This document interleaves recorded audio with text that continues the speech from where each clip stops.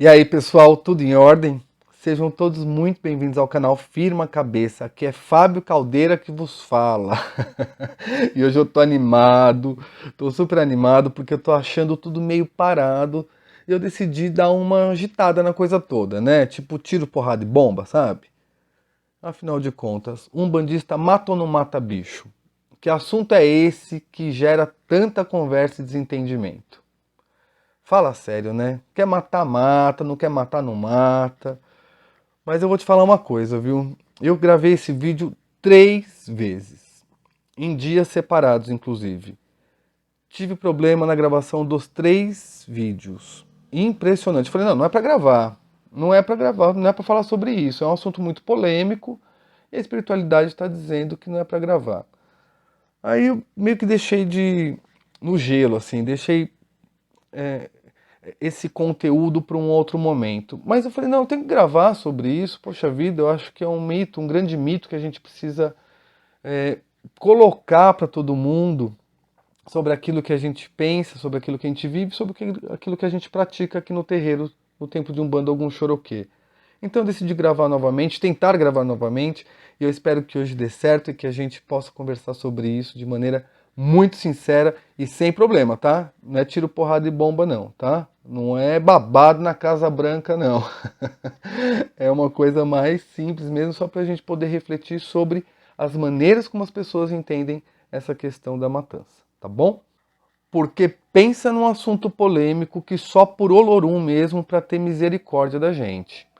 E antes que eu me esqueça, e você também aí, dá uma força, tá? Pro nosso canal, dá um joinha, se inscreve, isso é muito importante pra gente aqui, não te custa nada, tá bom? Ajuda aí, beleza? Vamos lá. Quando a gente fala, seja eu, seja você, seja o povo, e que a gente ouve por aí, que mata ou que não mata, qual é o lugar de fala? De que umbanda a gente está falando? Será que eu estou querendo só impor a minha forma de pensar a todo mundo e acreditando que é a única forma correta de fazer? Quando eu falo sobre isso, é porque eu acredito que é mais positivo pensar assim ou não.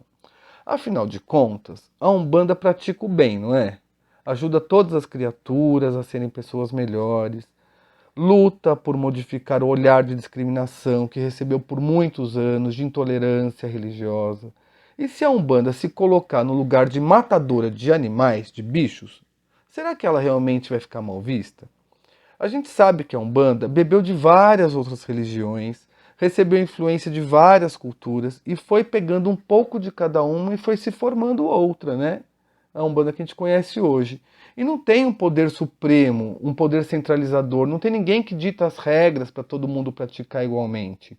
Cada um vai fazendo como aprendeu com seu antepassado, com seu mentor, com seu pai, com a sua mãe de santo, que também aprendeu com seu antepassado, e que esse teve influência do candomblé, ou do kardecismo, ou do misticismo, ou da pagelança, ou do catolicismo, enfim.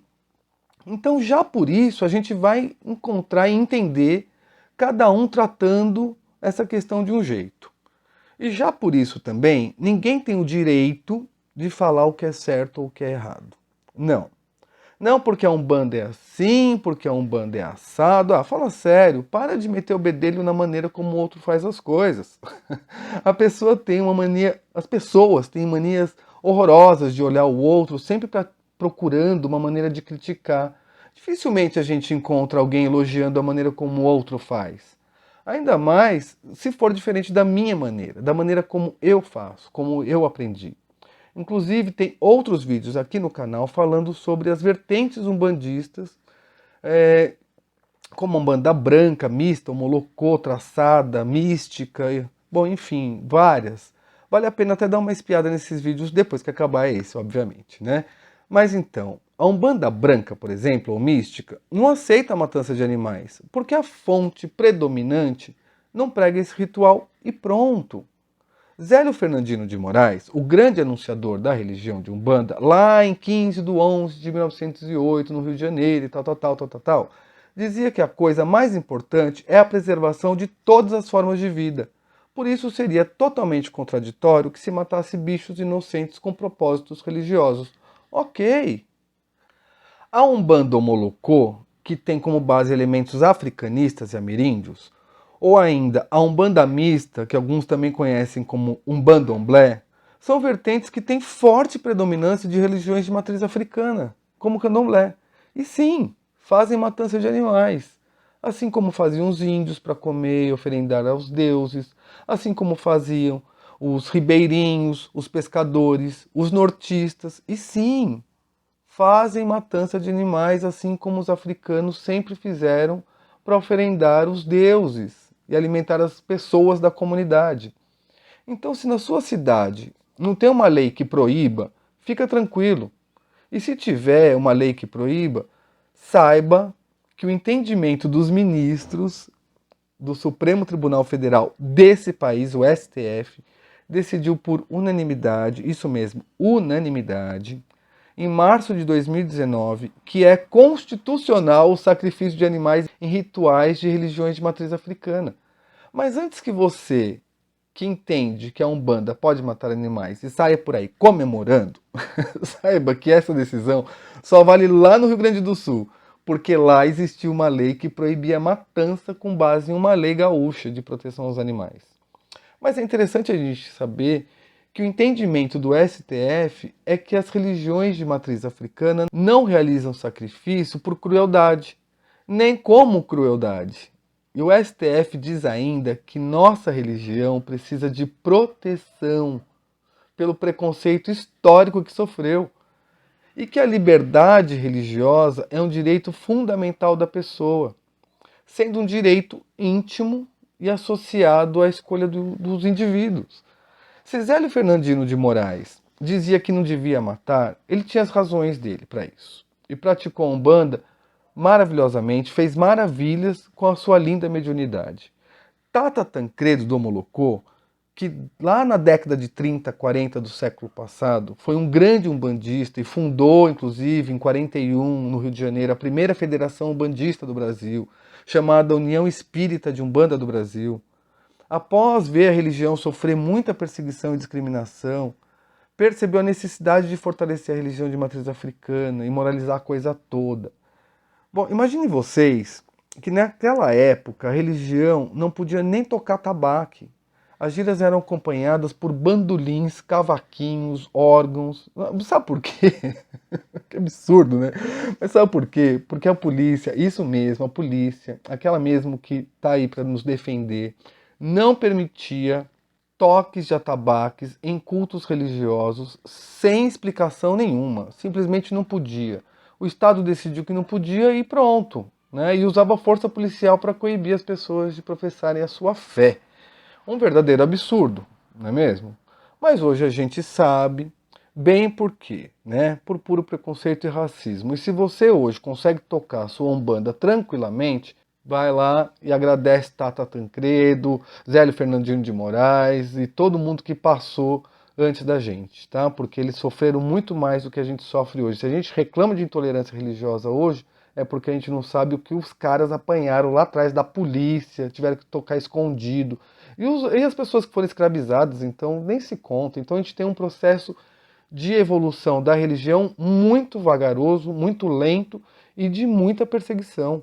Mas daí Tata Tancredo forma então a vertente umbandista chamada Omolocô, que é uma umbanda que teve muita influência, uma forte influência da nação Omolocô. E com isso ele trouxe a matança para dentro da Umbanda. E defendia ainda que a Umbanda tinha forte influência africanista e dizia que a Umbanda sem tambor não era Umbanda. E eu também penso assim, eu também acho que não é. Então vamos lá, pensa aqui comigo, criatura. Se existe uma vertente chamada Umbanda mista que tem forte influência do Candomblé e seus praticantes fazem matança, ela deixa de ser Umbanda? Por que ela deixa de ser Umbanda? Porque alguém em algum momento da vida, determinou que não pode. Surge um ousado lá, ousadinho, né?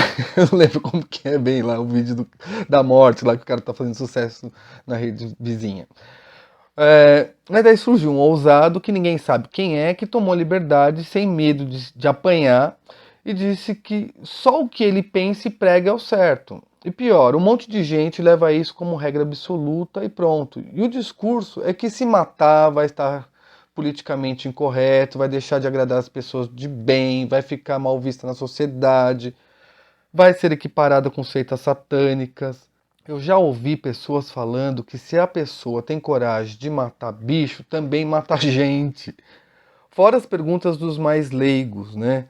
Do tipo, Umbanda é aquela religião que mata animal? Ou isso é candomblé? Hum, Enfim, há tantas outras falas aí que eu já nem lembro agora e que são tão de mau gosto que não vale mesmo a pena nem comentar e nem lembrar. E sabe o que é mais curioso? É que muitas pessoas que defendem não matar são verdadeiros carnívoros.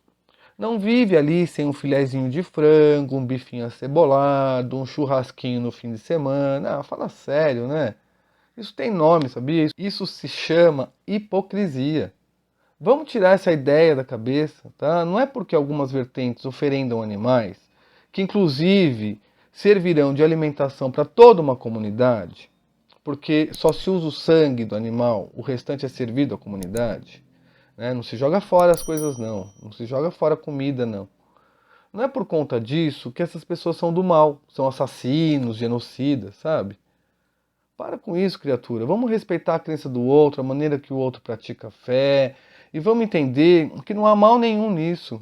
Então feche os frigoríficos, feche as avícolas, feche as grandes indústrias alimentícias, soltem os gados dos pastos, feche as lojas de fast food que vendem hambúrguer. Não faça mais ceia de Natal ou coma só vegetal na sua ceia, tá bom? Pare com a hipocrisia. E eu vou dizer mais. A resposta é sim, sim e sim. Isso também é Umbanda. Aceite quem quiser. Se você não concorda com a vertente que faz matança, procure uma vertente que não faça, não é? Mas não diga aos quatro ventos que não é Umbanda. Isso me parece mais uma maneira de querer enquadrar todo mundo ali em moldes que não existem, excluir os praticantes que faz, do que qualquer outra coisa. Para concluir, gente, eu quero deixar claro que eu não estou defendendo nem a matança de animal, nem muito menos que não faça isso. O tema hoje é puramente para esclarecer que o fato de haver ou não matança não determina se a vertente é umbandista ou não. Devemos, na verdade, nos aprofundar mais, entender as razões pelas quais são realizadas as matanças e por que se defende o fim disso e de onde surgiu essa prática. Fica a critério de cada um fazer aí ou não a lição de casa, mas não tem uma lei que determine ou proíbe essa prática. O que tem é um monte de falaciosos que determinam por pura vaidade o que os outros devem fazer. Pronto, falei. Tá bom? Tem gente aí fazendo sangue vegetal. Então, tudo bem, a pessoa quer fazer, entende que isso é Umbanda, a vertente dela quer praticar assim, ok, pratica assim, mas não fica criticando e discriminando o outro, dizendo que o que o outro está fazendo não é Umbanda, só porque ele foi lá na vícola, comprou um frango e serviu a Exu, tá bom? Não faça isso. Vamos entender que faz sim. A Umbanda também mata animal, tá? Em algumas vertentes, obviamente. Tá bom? É isso, gente. Espero que eu tenha conseguido gravar hoje. Vamos ver se não vai dar problema por aí nos equipamentos. Até o próximo vídeo. Axé. E para não ficar muito longo, é isso mesmo hoje, tá? Só queria deixar essa reflexão para a gente pensar juntinhos aqui, antes de comprar as ideias vendidas por aí. Oxalá abençoe a todos, axé meu povo e até o próximo vídeo, tá? E comente aqui embaixo, a casa que você frequenta aí mata bicho?